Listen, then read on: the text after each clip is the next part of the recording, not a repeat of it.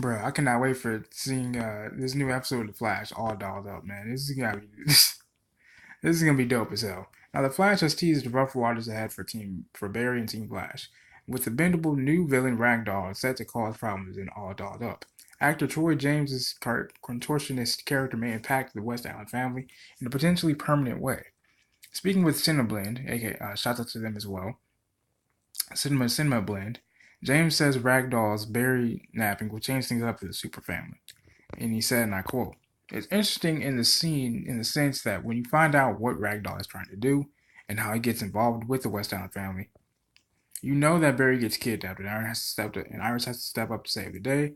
I think it will be really interesting to see how that affects the family dynamic going forward in the show.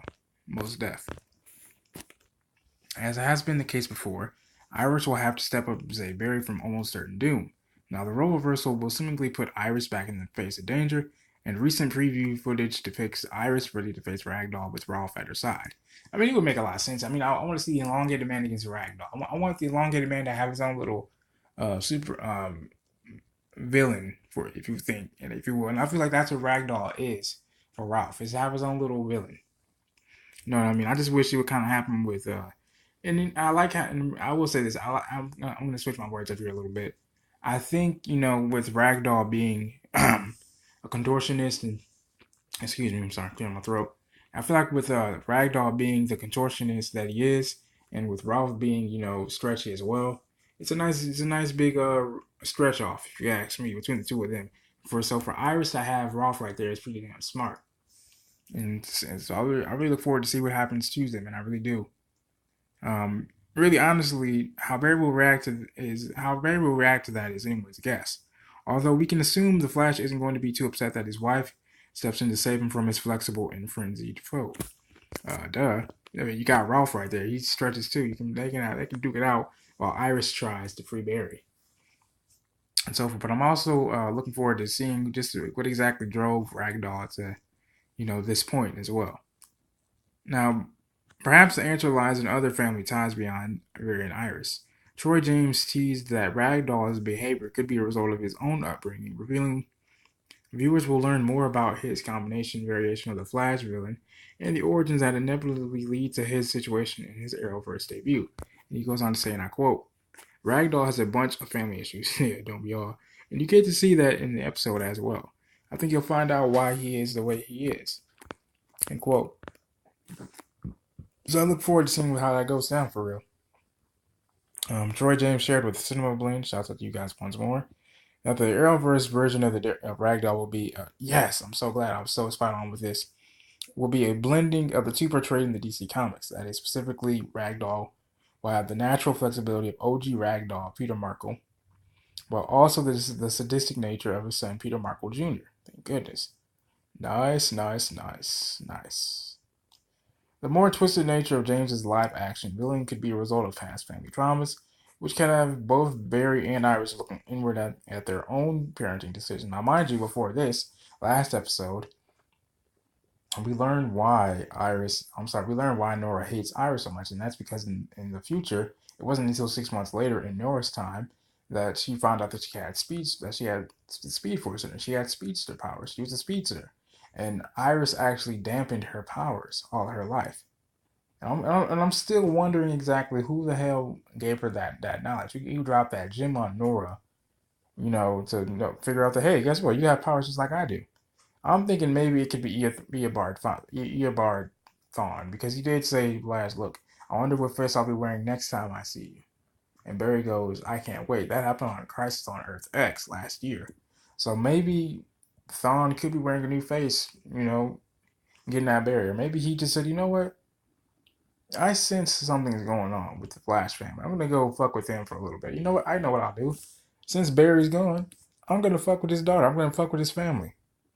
So I'm really looking forward to that as well, man. So we'll see what happens with that. But anyway, now Iris's mothering skills probably won't turn out to be as bad as Ragdoll's parents presumably were, but maybe the encounter will give her a bit of a perspective of how heavily her and Barry's behavior impacts their future daughter. After all, Iris allegedly choosing to dampen Nora's power in the future does some extensive damage to their relationship, and no amount of apologizing seems to be fixing it. And I hope Joe actually when Joe returns, I hope he's actually able to help Nora understand why her mother would do such a thing. Granted that that's her own. Granted that that is her father. Maybe he'll be able to have share some insight. On Nora and explain to her, hey, baby girl, your mom did this to protect you, and he breaks it down maybe. Because Joe was a damn detective. He knows how to break shit down. Anyway, that's just my little theory. If Ragdoll is as chaotic as we hope, his actions might just be enough to convince Iris to avoid dampening Nora's powers. And if that happens, it could totally alter Nora's timeline, which means just about everyone's timeline would be different. And with that being said, and I'm glad they mentioned this too, it seems like they kind of really don't give a damn about the timeline anymore after Barry, got used to having a daughter around that's just like him. I think they just say, to hell with the timeline. I'm here to spend time with my baby girl, man. To hell with it. I'm really looking forward to seeing how this episode this Tuesday really changes things up. But that's just speculation, however. Because promos for the Flash upcoming episode do not feature Onora.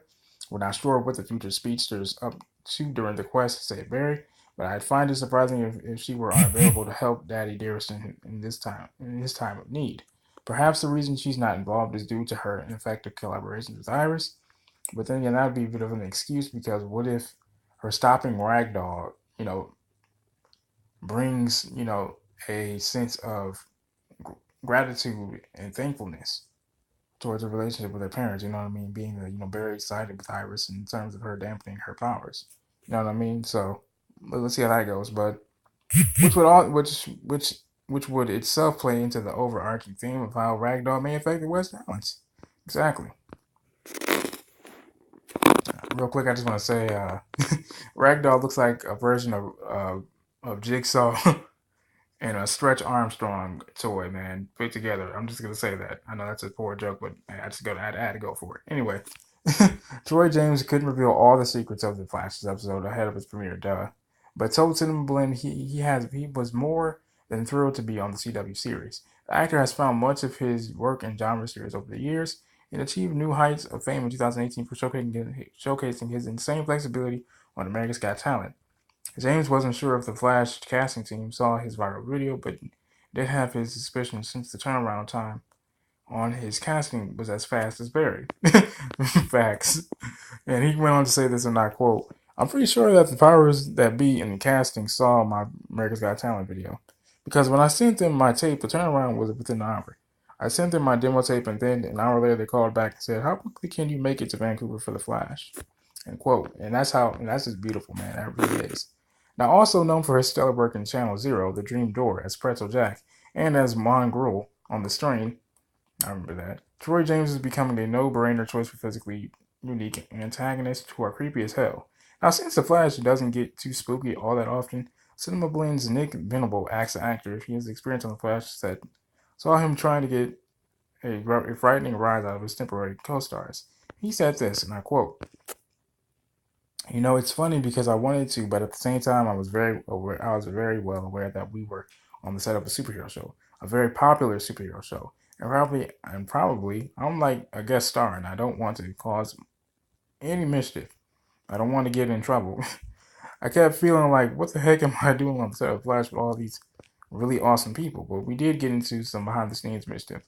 I have some cool pictures I'd like to show everyone when the episode airs.